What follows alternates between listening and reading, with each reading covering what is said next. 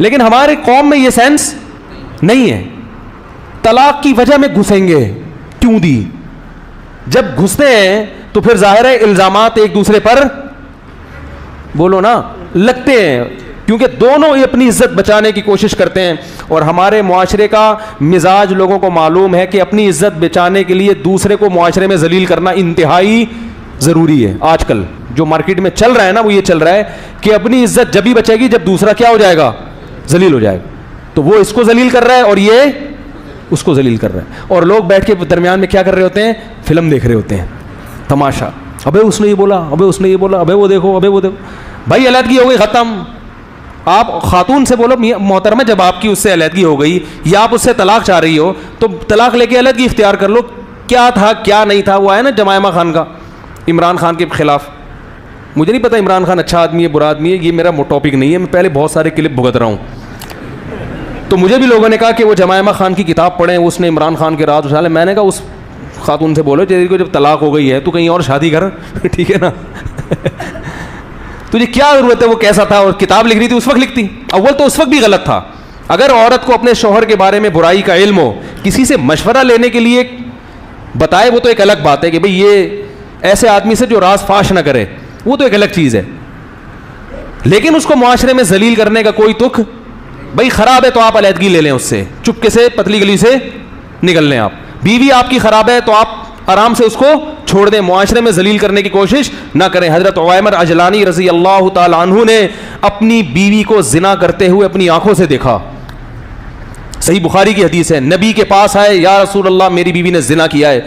आप गजबनाक हो गए, फरमाया गवाह नहीं है, तुम्हारी पुष्ट पे कोड़े लगेंगे। और अपने चेहरे को फेर लिया आप सल्लल्लाहु अलैहि वसल्लम ने, नाराजी का इजहार किया। अल्लामा नववी ने लिखा है इस तर्ज अमल में नबी ने बता दिया कि नबी को यह बात अच्छी नहीं लगी कि आप अपनी बीवी को देखा है तो मुझे आके क्यों बता रहे हो। हालांकि नबी तो मुरब्बी थे, रूहानी बाप थे, रूहानी बाप को भी इजाजत नहीं दी जा रही कि अपनी बीवी के जिना के बारे में आप आके बोलो भाई बताएं कि ये ऐसी है। अल्लामा नववी ने लिखा है इसके तहत कि इस सूरत में नबी ने तर्ज अमल ने बता दिया, भाई आपने देखा है तलाक देके बोलो भाई चुपके से उसके राज को फाश ना करो, फारिग कर दो। भाई नहीं, लोग पूछे क्या मसला, भाई हमारी नहीं बन रही थी आपस में, खत्म, भाई नहीं बन रही थी। क्योंकि अगर उससे बुराई हुई है तो तौबा का ऑप्शन भी है कि नहीं है, यह तौबा का दरवाजा बंद हो गया। भाई आपको एतमाद खत्म हो गया, औरत को बिठाए, बोले भाई देखो मैंने ये देखा है, अब मैं तुम पे इल्जाम तुम मुझ पे इल्जाम, इससे बेहतर है कि हम क्या कर लें, किनारा कशी इख्तियार कर लें। इसी तरह खवातीन अपने शौहर पे जो इल्ज़ाम लगाती हैं, ज़िना कर रहा है फलाना कर रहा है, मैं कहता हूँ भाई देखो कर रहा है बुरा कर रहा है, मशवरे के लिए आपने फ़ोन किया, मैं नाम नहीं बताने देता उनको, अपने शौहर का नाम मेरे सामने राज ना फाश हो किसी का। हाँ कोई बहुत बड़ा फसादी हो मुआशरे में, कुछ इस तरह के कुछ लोग होते हैं जो मजहबी रहनुमा बन के लोगों को उल्लू बना रहे होते हैं और बहुत बड़े पैमाने पर उनका फसाद होता है, वो एक अलग चीज़ है। वो तो फिर दाढ़ी रख के, उनके तो दाढ़ियाँ उन्होंने जाली रखी हुई होती है ना, वो तो मुआशरे में बाकायदा फसाद फैला रहे होते हैं। कोई ऐसा फसादी हो तो वो मशहूर फसादी, वो एक अलग चीज़ है। तो मैं उनसे कहता हूँ कि भाई आपने अपने शौहर को अगर इस कंडीशन में देखा है, या तो बर्दाश्त करो या उससे तलाक का बोलो भाई मुतालबा। उसको सीधा तो करना बड़ा मुश्किल है, या तो फड्डा करो, तीन ही ऑप्शन है। मैं कहता हूँ या तो फड्डा करो, मियाँ से फड्डा करो, भाई क्या कर रहा है भाई तू, इंसान का बच्चा बन, फड्डा करो। कह नहीं फड्डा करें तो वो तलाक की धमकियाँ देता है, और ये तो मियाँ तो इस किस्म के ख़राब होते हैं, वो इतने नेक थोड़ी होते हैं कि उनको समझाएं तो कहेंगे बेगम आपका बहुत शुक्रिया, आइंदा भी ये नसीहत का प्रोग्राम चलता रहे तो बहुत अच्छा है। तो मैंने कहा फड्डा करो, घर में चीज़ें उठा उठा के पटको, ये तो करना है, ये तमीज़ से कौन मानता है आजकल। ऐसी ख़वातीन देखो कैसे उल्टे उल्टे मशवरे दे रहा हूँ मैं। वो कहती है इसके नाजायज़ ताल्लुक, मैं कहता हूँ उठाओ बर्तन तोड़ो, जब घर में आए ना, अल्लाह की कसम ऐसे मशवरे देता हूँ मैं, चाहे आप उस पर कुछ भी कमेंट्स करें।